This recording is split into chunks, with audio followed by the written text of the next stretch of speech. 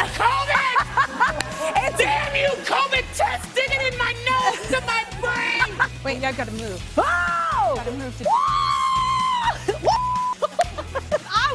If I had that body, I'd be banging like that too. I'd be like, what?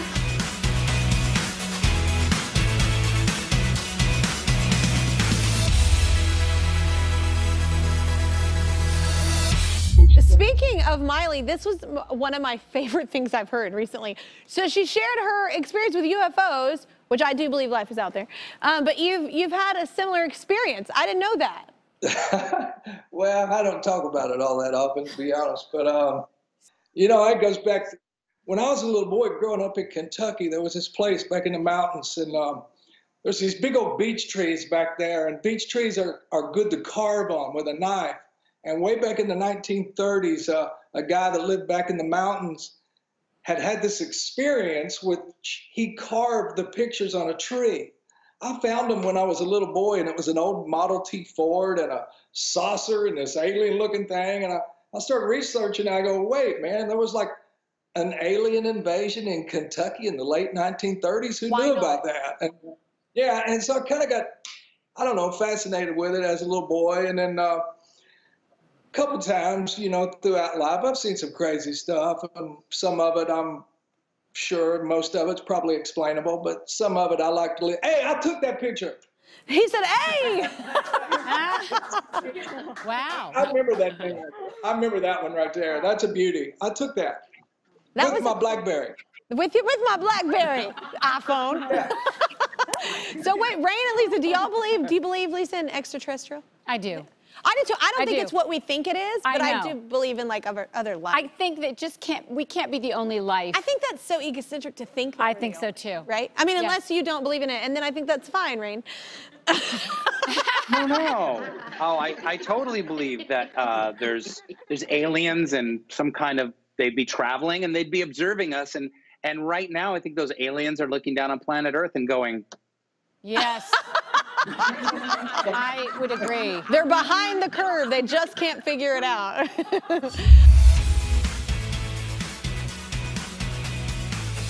Last time you tried to teach me some warrior moves remotely, but I didn't have any weaponry. So I do now. Justin, where's he coming? Okay, here we go. Here we go. I have sword. I have stuff. Okay. So have you ever can you show me what to do? I have never wielded a sword because I'm not a knight. Okay, well, a lot of the sword maneuver is in the wrist, okay? Okay. So you want to be able to open your... So you just open? That's good. Yeah. So you use your thumb to press it back up? Practice with your hand right here first, right here, so it just looks a little cooler, right? Okay. And then you're gonna go... I'm kind of amazing at this. Okay, that's good. And now we're gonna bring it around the front. Oh my. Like this? I'm gonna come like, you're bringing it around. Oh, okay, okay, wait. So this, and then... Wait, you're gonna chop your leg off. Wait, yeah, I've gotta move. Oh! Gotta move to do. But if you go slow, it goes like this. You go like this, you bring it around. Okay. Oh my God, but you're not going slow. So Well, I did at first. How do you, okay, wait, if you're coming around this way, how do you? Okay, we go 1. Okay. And then, so from here. Yeah. Oh, my sleeve. Okay. What? I'm not a good teacher. But you're badass at doing it? So wait, so you just so you're not. You want to, you have to move your body to. Oh, I get what you're doing. You're doing this. Yes. You're bringing, okay. And you so you're doing, shoot, I'm gonna kill myself. Spread your legs a little bit. Okay. So you want to get in a good stance, so you're strong. Okay. So you're gonna go from here, and you want to, see how my body does this? I'm bringing it around. Yeah, like that. You got a lot of martial arts, and people who do martial arts understand that it's so much in your twisting and your hips, you know? Oh, is this gonna be all about your core? Because you know what? That's not my thing. No, but you've got a great ass, and it's all about your ass. So you gotta be able to do I got a lot of thigh and ass. See, that's what you need. That's what I've been like, it's been killing me. I've been needing to like build up my thighs more. Because you need to be able to, that's why. I don't need to build up my thighs. You look at action movies, you'll see a lot of people who don't really know how to do stunts. They haven't done a lot of the work to it. They do a lot of stuff on the top, and you can tell it doesn't look as impressive. You know, if you just do this, it's not as impressive as like being able to come around with your body. Oh my God, you're so cool how you just did that. But you can do it and too. you're like a supermodel too, so it's kind of like way hotter. Did I do it? Is it like this, and then you like that? Yes. Okay. That's so good. Wait. Woo! Yes. Wait. Wait. Okay, you got this. Okay, we'll do it together. And Okay. 1, Okay. 2, 3. Now we can be in a superhero movie together. Yes. Wait, speaking of online, did you get into the TikTok dances, like the challenges? What do you think? I feel like you would did. nail it. Yes. Well, no, you know, I tend to do my own thing because they're hard. Yeah, I tried to do one thing that show tried to get me to do that Normani did, and I was like, first of all, I should never do anything that Normani Well, none of us tries, should, ever. by the way. Yeah, it was like bouncing a basketball. It had to like land on my butt. I'm like, what? I didn't know. I don't know. But yeah, what did you do? Well, my girls talked me into doing that Megan Thee Stallion dance that everybody did. I don't know that one. What's it called again? What's the song called? You guys know what I'm talking about. Wait, is that you? Oh, God. You better get it. You better get it. Yeah, that's me. Somebody sent me those tambourines. Those are cool, actually. Are cool. You know, oh, God. Okay, first of all, Oh, God. oh my God! Wait. That was for the WAP song. Oh That's a my whole God! thing. That's a whole thing that a friend of mine challenged me to do it, but then yet I still look like a fool. It doesn't matter. Girl, you don't look like no fool. You look like if I had that body, I'd be banging like that too. I'd be like, what? Okay. That was amazing. Thank you. I'll take Do you work out all the time? I work out a lot. Oh, It's there's where I won't see. well, it's my sanity. It's the kind of one thing that I have. It helps my, you know, serotonin in the, you know, in my brain. It does. It really helps me. We were just talking about being stuck in a bucket. Have you ever been stuck like that in anything? Not in a bucket. This past year, I was hosting the NAACP Image Awards, and literally 5 minutes before the live show, me and my entire family and security were stuck in the elevator. Okay, I was gonna say it was an elevator. I've been stuck in an elevator. Stuck in the elevator. And it took 3.5 minutes to get us out. Oh! So we had a minute and a half before the show went live. And once I got out of the elevator dropped back down to the basement, so then I had to run up the stairs. And as I ran up the stairs, I saw the producers talking to, I hope I pronounced her name correctly, Letitia Wright from, This is like me every day right now. COVID! Damn you, COVID!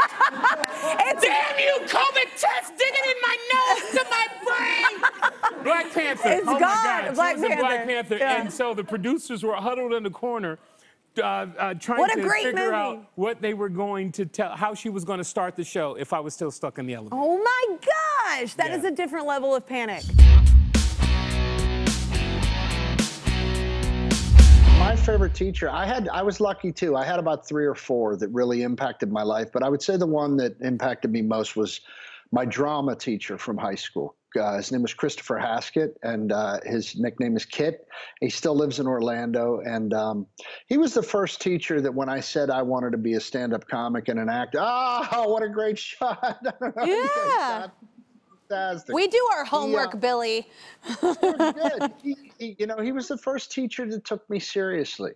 And I think the good teachers know that sometimes all the kids don't quite fit into the rest of the group, and that maybe some kids need to be connected with on a different level. And, he was the first real adult teacher that took me serious in what I wanted to do. I wanted to be a comedian and an actor, and I told some of my teachers that, and they had me pegged for ending up working at a Chevron, and that's okay. That would have been okay too. But he was the teacher that said, man, if you really want to do this, it's not enough to dream it.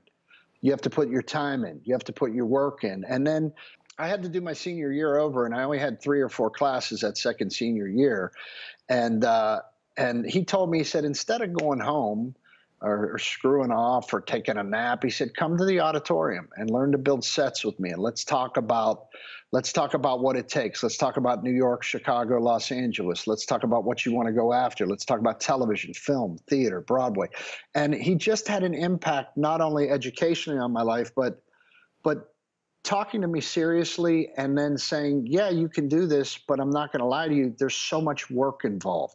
So you have to take it seriously. Take your fun seriously is what he would say to me. Take your fun seriously. And he just had a huge impact in my life, and I will love him forever for that. I really will. So I am a flute teacher for ages 7 and up at Wharton Institute for the Performing Arts in Berkeley Heights, New Jersey. I love my job so much. And I requested this song because it really spoke to me. I felt like it really was about missing someone or the memories of someone that you're not able to be with in person at this time.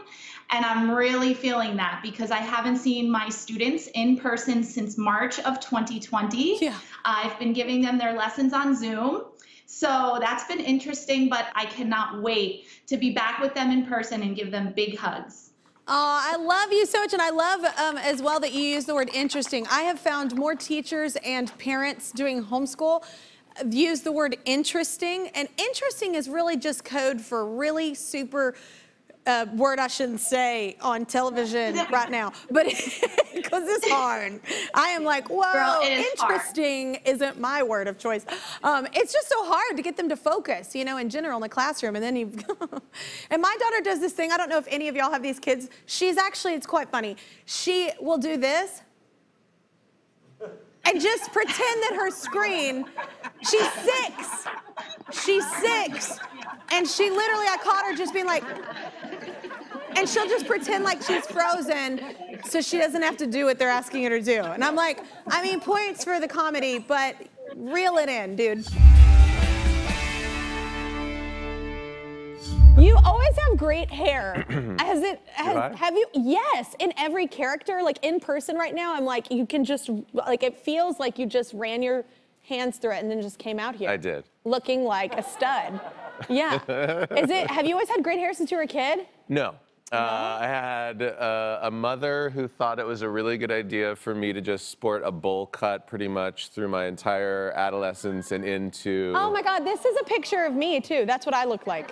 We're twins. Yeah. That's sort of, but that was like young. You can really understand it at that age. But it carried on into like middle school and into, I mean, I feel in a way like I was kind of born to play Spock because like when I was in puberty, I had like a full blunt bang cut. Like it was not great. Oh my God. Or it was character building. It was literally character building. I had to arrive at a place where I was like, in the mirror, like maybe the hair should be off my face, you know? And that was a real significant moment in my personal evolution, I would say. It should be off your face, because you also, this is no joke, and they didn't even know that I was gonna say this, you have my favorite eyebrows on any man ever. Oh my gosh. Like, you have the greatest, you're like the Brooke Shields of men. Like, it's like, you know what I'm saying? It's like, you have the greatest, I have to draw these on. Like, these are drawn. I do like, too. I do too. shut up. I know.